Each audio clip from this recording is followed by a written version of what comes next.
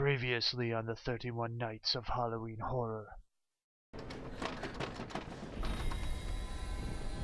영주야 위험해.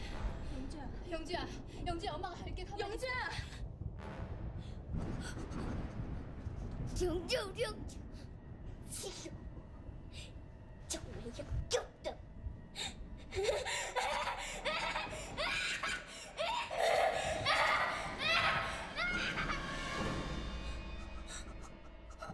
마귀만 어떻게 또 하나는 죽을 사람 있어. 말해보라고. 짓거리마.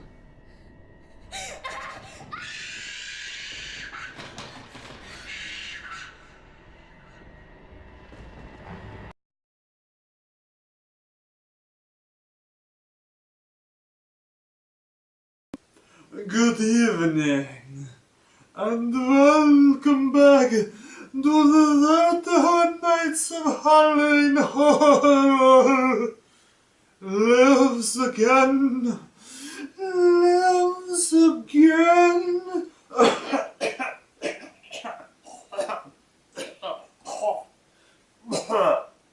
I'm just kidding. Anyways, welcome back everybody. It's episode 29. Episode 29, that means there's only 2 more episodes after this one. I gotta think of some things. My goodness, this is just rolling on, rolling on. Anyways, let's get to tonight's piece of horror. And I decided because, my God, there's been a lot of just kind of serious horror movies.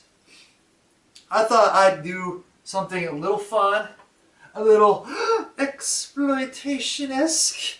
Yes, and that would be the classic Hammer film, Twins of Evil. Twins of Evil. As you can see, I have the Blu-ray edition right here, and oh man, this movie is so much fun. It's such a fun movie. Hammer movies are pretty fun movies in and of themselves. If you don't know Hammer, it's a British or English, I don't know, I mean, production company that produced some pretty awesome movies in the 60s and 70s.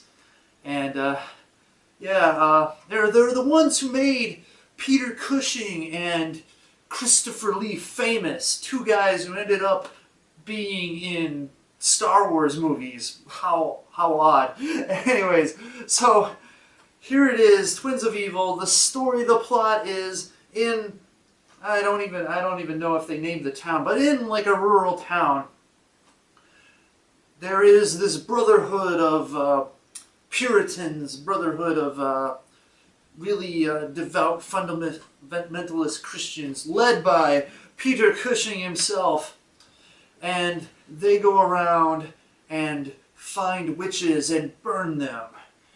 Why? Well, because really the true cause of all the evil and debauchery in this countryside is the Count who lives in the castle, but he's protected by the Emperor. So, yeah, the Emperor. Yes, the Emperor. You don't know the power of the dark side. And so, of course, you know, they have to alleviate their fears somehow, and so, of course, they find beautiful young ladies and burn them for witchcraft. Well, apparently his niece's parents died, and so his twin nieces come to stay with him because he is now their legal guardian. And of course the 2 nieces are super hot and twins. Of course, hot twins. And of course one is the nice and the chaste and the virginal, and the other one is the wicked hellion who wants to experience life. And of course she's attracted to the Count because the Count is, well, you know, not her uncle, who's not Puritan, and so she is seduced by the dark side. And of course the Count, totally seduced by the dark side. He is bored. Basically, it seems like all how you would say, aristocracy type people would just be bored, and so what they do is they torture peasants and study the occult, because honestly, what else can they do with their lives? They don't have jobs or anything. So that's what they do, and of course he wants to summon the powers of evil so that he can know the pleasures of beyond the grave. And so of course he sacrifices a young maiden and brings back the spirit of one of his ancestors, who is now a vampire, and makes him into a vampire. And of course he now feeds at night. And one of the twins' names are Maria and Frida. And Frida, of course, is the fiery one. And she is seduced and enters his world and becomes a vampire herself. And then she feeds on the unsuspecting villagers. And of course, they catch her, and the Brotherhood, that is, catches her, and Peter Cushing, Gustav, I think his name, the uncle, has to come to terms that the devil has sent them twins of evil. So, yeah, I mean that's basically the plot. There is an intricacy in there where the twins sort of switch places as part of the plot to fool the Brotherhood and to make sure that Frida roams free to drink the blood and all that stuff. And really, we have a classic, almost 1930s I want to say classic again, situation where the villagers with flaming torches storm the castle, and it's just, I mean, it's a fun throwback type of movie. I mean, this movie was made in like 1971, but it's just such a great movie. And let's get to these scores. So Violence and Gore is 2.5 out of 5. There's not a lot going on, but we do get a decapitation, a nice little and some spearing going on, and some blood. And there are some murders, and there are women being burned alive, but those are really tame scenes.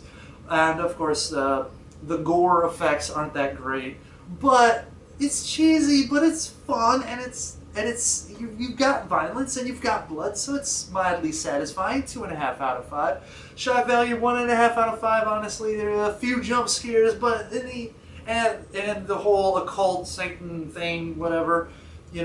Once again, I don't know why anyone wants to summon the devil, because you always die. But I guess arrogance thinks that you might be the one who gets away this time. Nope. So anyways, 1.5 out of 5. Plot, 3 out of 5. I like it. It's with the twin aspect and the vampirism and the sort of Spanish Inquisition type of thing. There's a lot of things going on, and there's a lot of levels to the plot. About two extremes of the spectrum, where you got tyranny because you're too overly religious, and you lose sense of you lose sense of like what you're doing, and you're so blinded by that. And of course, the total evil, and you lose sense of what you're doing. You're totally blinded by that. And there was sort of like balance between being a man of God, but still, not being an evil lunatic bastard. And so there was that dynamic, and of course, the fact that the twins, one, wants to be, the good girl, and the other one wants to be the rebel, and how the good girl really cares about her sister, and the whole switching and the sort of pseudo love story going on between this guy Anton and Frida, then Maria, stuff like that. And honestly, the character of the Count was really interesting, and so 3 out of 5. Acting, 4 out of 5. I just love Peter Cushing. He's so awesome, and he delivers another great performance in the Peter Cushing fashion. The guy who plays the Count does a wonderful job. He almost reminds me of the guy who does the Late Show, Jimmy Fallon. He almost reminds me of Jimmy Fallon, but it couldn't be him because this was a long time There you go. But just the way he delivers, and of course the two twins, hot. Oh man. You know, the one, you could see the evil mischievousness in the one. So anyways, I thought they did a pretty good job. So 4 out of 5. Nudity, oh my goodness, 2.75 out of 5. It has its moments. I mean, there's not a lot of it, but there is some good moments and some really satisfying moments, I guess you would say, is because they were teasing her, like, Frida for a long time, and then it was like, pachoom, and you were like, yes! I know, it's sad to say that, but come on, I'm a single guy, and a single guy likes the fan service. Plus, she's so freaking hot, my goodness, both of those twins are so hot, and on the Blu-ray, they have this still gallery of promotional stuff, and there was like a whole bunch of other things that they didn't show in the movie that was in there. So anyways, so yeah, 2.75 out of 5. Enjoyment factor 4 out of 5. It's such an entertaining movie. It's not scary, but it's one of those like monster movies, one of those vampire Dracula type movies where you just like it. It's just fun as you watch it, and you're not bored, and the performances by the actors, the interestingness of the plot, the fan service being thrown in there, the blood, I mean everything, and that sort of old timey, nostalgic gothic horror things going on. Just I don't know. I just enjoy it, and so. 4 out of 5. Overall impression, 3 out of 5. Yes, it doesn't have the best of effects, and it's a rather short movie. I think, 87 minutes? Yep. And, it's not scary, but it's still a solid, above average film, and it's a fun film, and that's why I enjoy it more than... its effect is greater than if you look at it at a purely stone cold, no fun analytical process. So whatever, 3 out of 5 for overall impression, and so that averages out to be 3 out of 5. And it's a great movie. It's a great movie that has a lot of things that people like, and a lot of it that it comes together and is an entertaining, fun movie, and that's sometimes you need that. Sometimes you can't just go to dead serious. It's not like it's a comedy, but it's just an entertaining. I don't know if you call it guilty pleasure of a movie, but some of these Hammer female vampire movies are like that, where it's definitely sexploitation. It's definitely. Not to like scare you, but just kind of, titillate the senses and stuff like that. So, there it is. Whatever. I think it's a fun movie. It's an enjoyable watch, and it's a classic Hammer horror movie. So there you go. Twins of Evil. Blah. I mean, gee, just look at that. I mean, just look at that. I mean, let's look at that. Look at that. I don't know if you really can tell, but man, they are hot. They are old by now, but they were, whatever, man. They're vampires, so they still look alike. Well, I don't know, I agree. So there you go.